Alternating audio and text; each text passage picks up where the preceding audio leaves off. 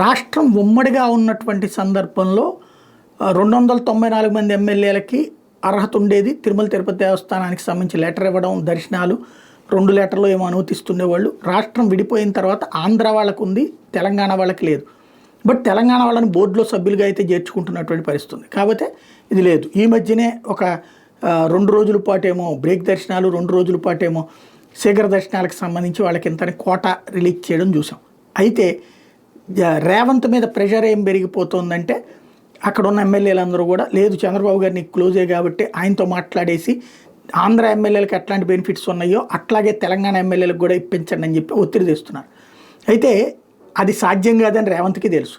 నేను ఇంతకుముందే ప్రస్తావించా, తిరుపతిలో ఇచ్చారు బాగానే ఉంది, మరి తెలంగాణలో తీసుకుంటారా, భద్రాచలంలోనూ లేకపోతే యాదాద్రిలోనూ ఆంధ్ర వాళ్ళకి ఇస్తారా అట్లాంటి ఛాన్సు, లేకపోతే తమిళనాడు మరి పక్కనే కదా, తమిళనాడు నుంచి విడిపోయింది కదా, మరి మనం ఎందుకు అడగడానికి వీల్లేదన్నది నేను ఆ రోజునే ప్రస్తావించాను. ఇప్పుడు తాజాగా రేవంత్ రెడ్డి ఇక ఆ ప్రెషర్ చేయడం కంటే తన వాళ్ళనే ఒత్తిడి చేసి కంట్రోల్ చేసే ప్రయత్నం చేస్తున్నారు.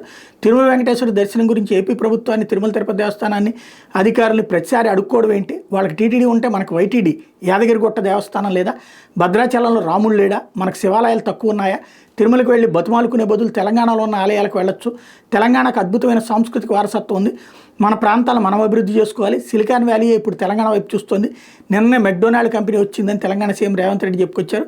రవీంద్ర భారతిలో గురువారం నిర్వహించిన ప్రజాపాలనలో కొలువుల పండుగ కార్యక్రమం సందర్భంగా ఈ వ్యాఖ్యలు చేసుకొచ్చారు.